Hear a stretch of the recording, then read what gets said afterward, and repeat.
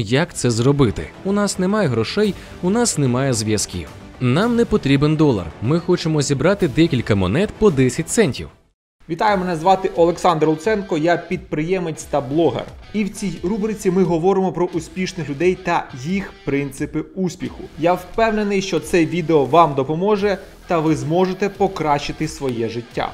Наш сьогоднішній гість – це Рейчел Голліс.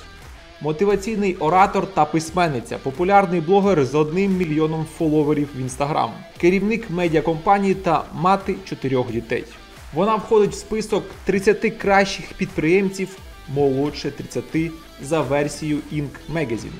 Сьогодні вона розповість про 5 речей, які суттєво вплинули на її успіх. Підписуйтесь, а також дивіться до кінця це відео, тому що в кінці буде бонус для вас.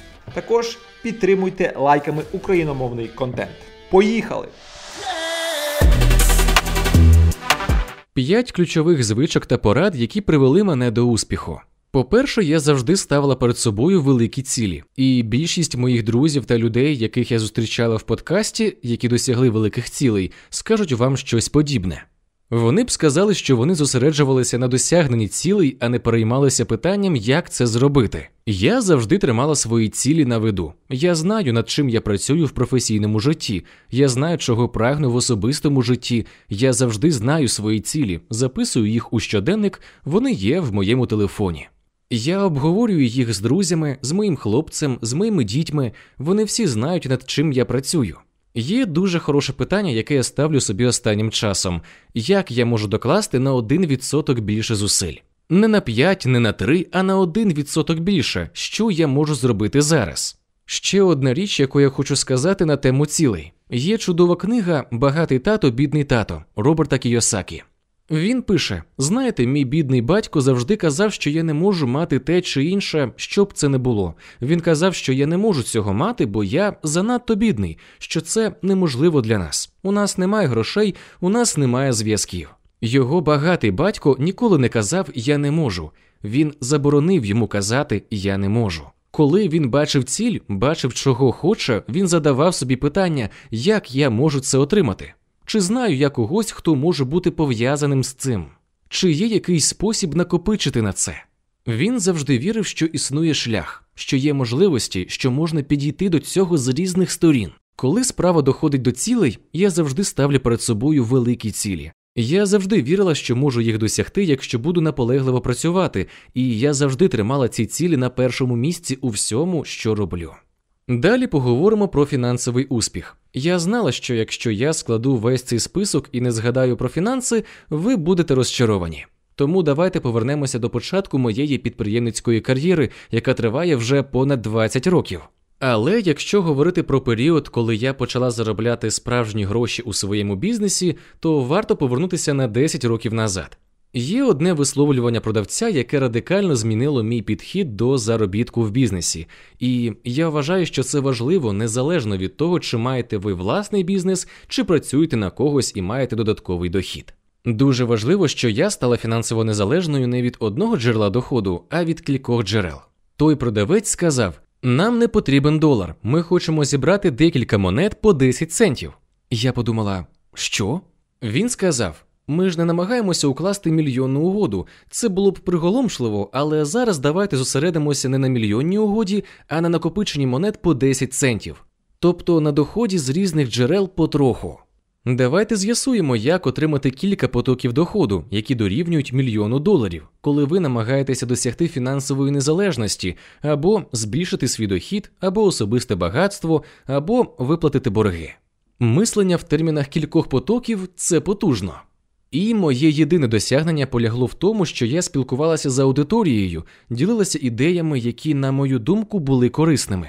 Я ніколи не змінювала свою єдину ідею, але знайшла спосіб мати кілька потоків доходу, які всі підпадали під одну категорію. Я складала монети по 10 центів. Третє – готовність до невдач. Багато з вас не втілюють у життя свої задуми та творчі пориви, той потенціал, який ви відчуваєте у глибині душі. Так багато з вас не реалізують його, тому що бояться невдачі.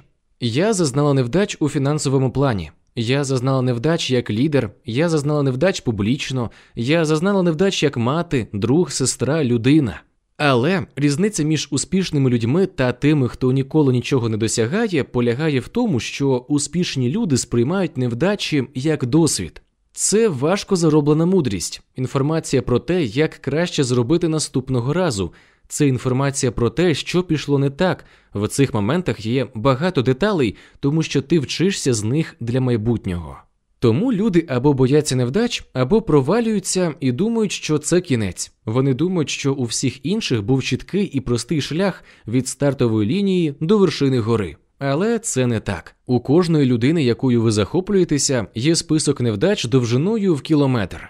Різниця в тому, що ми були готові визнати їх, подивитися їм в очі, сказати «Добре, як мені це виправити? Як краще зробити? Як навчитися з цього? Як рости з цього? І як це використати в якості платформи для майбутніх кроків?» Кілька років тому я була на конференції, де чула Дейва Ремсі. Він сказав: «Люди бачать успіх інших, уявляючи їх на вершині гори. Але ми не стоїмо на вершині успіху, ми стоїмо на низці невдач, покладених одна на одну. Ми стоїмо на вершині невдач». Різниця між успіхом і невдачею в тому, що ми стоїмо на вершині невдач, а не поховані під ними. Ми не дозволяємо невдачам визначати наш потенціал, і дійсно простий шлях досягнення цього – це процес аналізу та міркування, розуміння, що невдача нерозривно пов'язана з успіхом. Еволюція. Я завжди говорила, що у мене є одна загальна риса, одна постійна річ – це аудиторія, з якою я спілкуюся вже 10 років. Я розповідаю історії цій аудиторії і ділюся ідеями, які, на мою думку, будуть корисними. Це завжди залишалося незмінним, але спосіб, яким я розповідаю, завжди змінювався. Люди можуть подивитися на мою кар'єру і сказати: «Почекайте хвилину, вона була фудблогером, у неї були кулінарні книги, вона писала романи, сценарії, а потім раптом почала виступати на сцені, написала книги про самодопомогу, організовувала конференції, веде подкаст, виступала в шоу Куїбі, писала сценарії, створювала пісні». Ви можете подумати, що це божевілля. Ця жінка постійно змінює те, що робить. Хто вона? Я оповідач історій, і спосіб, яким я розповідаю історії, завжди еволюціонував, адже багато років тому я дивилася на кожну людину, якою я захоплююся, і бачила, що всі вони еволюціонують. Мадонна еволюціонувала. Пам'ятаєте, як Леді Гага з'явилася на церемонії нагородження у сукні з м'яса, а тепер вона виграє Оскар, ставши найстильнішою жінкою? Це еволюція, до якої я вас закликаю. Дивіться на кожну людину, якою ви захоплюєтесь, будь-то письменник, актор, режисер, художник, який витримав випробування часом. Кожна людина, якою я захоплююся, зробила те ж саме, але змінила спосіб, яким це робить. Я продовжу робити те ж саме. Зараз я їду в турне, знімаюся у фільмі. Якщо ви не розвиваєтесь, ви творчо вмираєте. Ваше джерело натхнення висихає, тому велика частина мого успіху полягає у готовності змінювати спосіб, як я проявляю себе. І це допомогло мені досягти фінансового успіху. Річ, яка, на мою думку, сприяла моєму успіху, це те, що я завжди ставлюся до всього як учень. Я завжди опинялася у ситуаціях, де запитувала себе, чого я можу навчитися. Сьогодні я читаю більше, ніж 10 років тому. Я старанна учениця. Я хочу дивитися відео на YouTube про розвиток у певному напрямку або навчитися чогось нового. Я впроваджую це у свої особисті цінності, а також використовую можливості для співпраці з іншими, наприклад, коли йду на сесію з написання пісень або працюю над новим проектом. Я завжди підходжу з відкритим серцем і радістю, готова навчитися більшому. Цей менталітет старанного учня дозволяє мені черпати ідеї, наповнювати свою творчість, дізнаватися про цікаві речі, з якими я стикаюся під час своїх досліджень, і думати: «Оу, я б з радістю запросила цю людину до подкасту». Ось так все відбувається. Я не була б там, де я зараз, якби не мала цього менталітету старанного учня. І мені байдуже, що ви робите. Чи ви генеральний директор, чи відкрили власний бізнес, чи ви медсестра, чи вчитель. Творчість вплітається в роботу кожної людини, і якщо ви не будете підживлювати джерело натхнення, ви не зможете розвиватися. Готовність до невдач, постійне навчання – усе це випливає з менталітету старанного учня. Я завжди вчуся. Це так корисно для мозку, для самооцінки, для гордості. Виділіть собі 10 хвилин на день, щоб запитати себе, що я можу зробити за цей час. Ви можете вивчати нову мову, почитати книжку, яка не є художньою та де немає вампірів, які закохуються у когось, дізнатися щось нове у галузі, яка вас цікавить. За 10 хвилин на день ви розвинете звичку бути старанним учнем. А тепер поговоримо про бонус. Під відео я залишив лінк в Telegram-бот, в якому ви знайдете 2 подарунки. Це PDF-файли, 8 кроків в побудові товарного бізнесу та топ-5 товарів для продажу на весь рік. А з вами був Олександр Луценко та рубрика «Успішні люди». Підписуйтесь на канал та ставте лайк. І давайте разом ставати краще. До зустрічі!